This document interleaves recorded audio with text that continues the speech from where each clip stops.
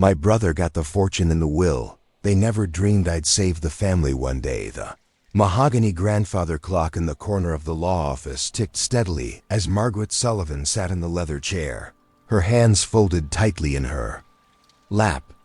The September afternoon light filtered through the tall windows of downtown Portland, casting long shadows across the polished conference table where her family's future was about to be decided. At 26, Margaret had always been the reliable one. While her older brother David spent his college years partying at fraternity houses and changing majors 3 times, she had worked 2 jobs to put herself through nursing school. While David traveled Europe with trust fund friends, she had stayed home to care for their ailing father during his final months. The attorney, Mr. Harrison, adjusted his wire-rimmed glasses and cleared his throat. The will of Robert Sullivan, patriarch of Sullivan Construction, a company that had built half the commercial buildings in Portland over the past 30 years, was surprisingly brief. Margaret watched her brother David shift uncomfortably in his expensive suit, the same cocky smile he'd worn since childhood playing at the corners of his mouth. To my son, David Robert Sullivan, I leave the entirety of my business holdings, including Sullivan Construction, all associated properties, equipment, and the family estate on Elk Ridge Road, valued at approximately $4.2 million. Margaret felt the air leave her lungs slowly, though somewhere deep inside, she had known this moment would come. David was the son, the heir apparent, despite his complete lack of interest in construction or business. Despite his gambling debts that their father had quietly paid off twice. Despite the fact that he hadn't visited home in over 2 years before their father's diagnosis. To my daughter, Margaret Ann Sullivan, I leave my personal effects, family, photographs, and my sincere hope that she will find her own way in this world, as I have always known she was capable of doing. The words felt like a physical blow. Personal effects.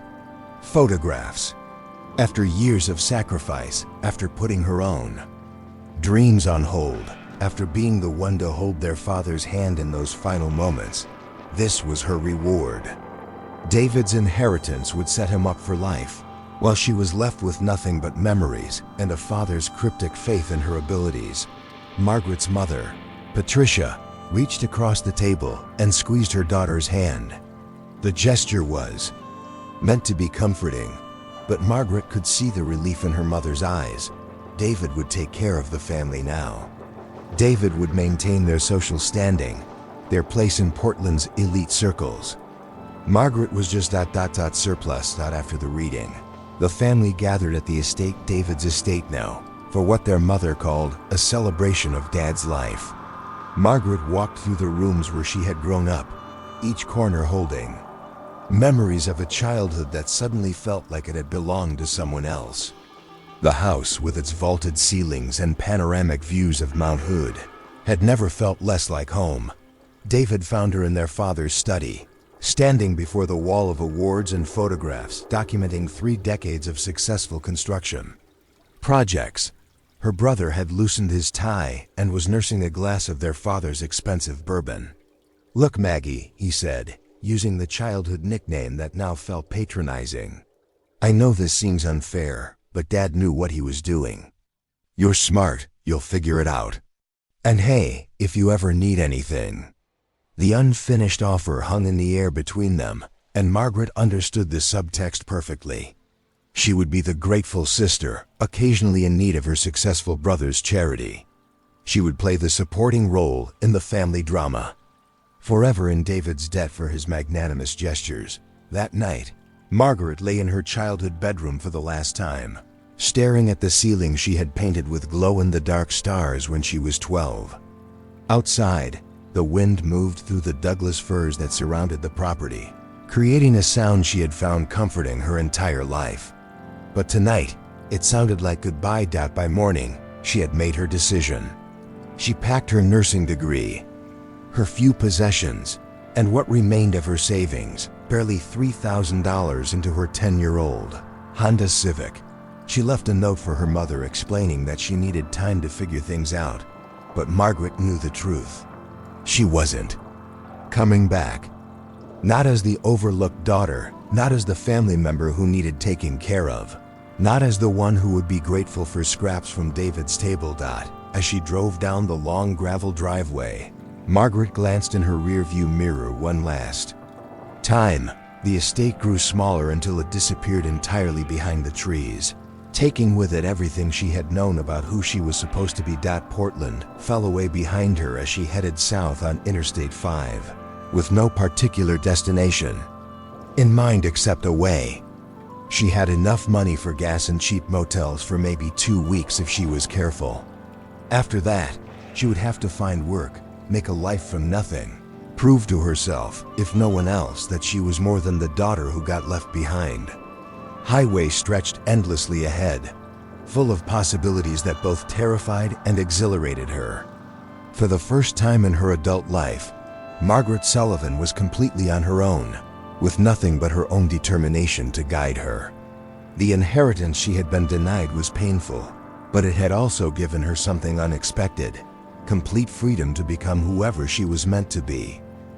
8 years later, Dr. Margaret Sullivan stepped out of her Tesla Model S in the parking lot of Portland General Hospital, her white coat bearing the embroidered title, Chief of Emergency Medicine. The October rain that had defined her childhood was falling steadily, but she barely noticed as she hurried toward the entrance for what she hoped would be a brief visit to her hometown. The years had transformed her in ways that went far beyond professional success. After leaving Portland, she had landed in San Francisco with nothing but determination and her nursing degree. She had worked double shifts in the city's busiest emergency rooms while completing her pre-med requirements at night. Medical school at UCSF had been a grueling 4 years of 18-hour days and accumulating debt, but she had graduated summa cum laude. Her residency in emergency medicine had been her calling, the fast-paced environment where quick decisions meant the difference between life and death suited her perfectly. She thrived under pressure, earned the respect of attending physicians who became mentors, and discovered she had a gift for leadership that had been suppressed during all those years of being the good daughter. Now at 34, she led one of the most respected emergency departments on the West Coast. She had published papers on trauma care, spoke at national conferences, and had been featured on the cover of Modern Healthcare magazine. Her penthouse apartment overlooking San Francisco Bay was worth more than her family's estate, and her investment portfolio reflected the financial acumen she had developed alongside her medical expertise. But success hadn't erased the past. Margaret rarely spoke to her family, though she kept tabs on them through mutual acquaintances and social media. David had taken over Sullivan Construction, but his leadership style was more about maintaining appearances than building the business. Their mother still lived in the family estate, hosting charity luncheons and pretending that everything was perfectly fine. Margaret had come to Portland for a medical conference, but the real reason for her visit became clear when her phone buzzed with a text from her mother. "Maggie, we need to talk. It's about David. It's urgent." That evening, Margaret found herself back in the estate's formal living room, the same room where her father's will had been read 8 years earlier. But everything had changed. The furniture looked worn. The paintings on the walls were different, cheaper reproductions where originals had once hung, and her mother looked every one of her 68 years. Patricia Sullivan's hands shook slightly as she served tea in cups that Margaret didn't recognize. The good china, apparently, had been sold along with much else. The story came out in painful fragments. David had expanded Sullivan Construction aggressively, taking on massive projects that required enormous upfront investments. He had borrowed heavily against the company and the estate, confident that his vision would pay off. But construction delays, cost overruns, and a lawsuit from a project that had gone disastrously wrong had created a perfect storm of financial catastrophe. Sullivan Construction was 3 months behind on loan payments. The bank was threatening foreclosure on the estate. David had already mortgaged everything twice over, and the family's reputation in Portland's business community was in ruins. Suppliers wouldn't work with them, contractors demanded payment up front, and the projects they had in progress were hemorrhaging money daily. "He's been drinking," Patricia admitted, her voice barely above a whisper. "He hasn't come to the office in 2 weeks. The employees don't know whether they'll get paid next month. Margaret, I don't know what to do. We could lose everything." Margaret listened without comment, her trained medical mind automatically assessing the situation like a trauma case. The symptoms were clear: financial hemorrhaging, leadership failure, systemic breakdown. The diagnosis was terminal without immediate intervention. Her mother's next words hung in the air like a confession: "You're the only one who might be able to help us." The irony wasn't lost on Margaret. The daughter who had been deemed unworthy of inheritance was now the family's only hope for survival. The brother who had been given everything had squandered it all. The reliable daughter who had been overlooked was now the successful one they desperately needed. Margaret spent the next 3 days conducting her own investigation. She reviewed financial records, met with creditors, and assessed the company's remaining assets. What she found was worse than her mother had described. David hadn't just made bad business decisions. He had made reckless ones. He had gambled the family legacy on projects that any experienced contractor would have recognized as disasters waiting to happen. But Margaret also saw something else: potential.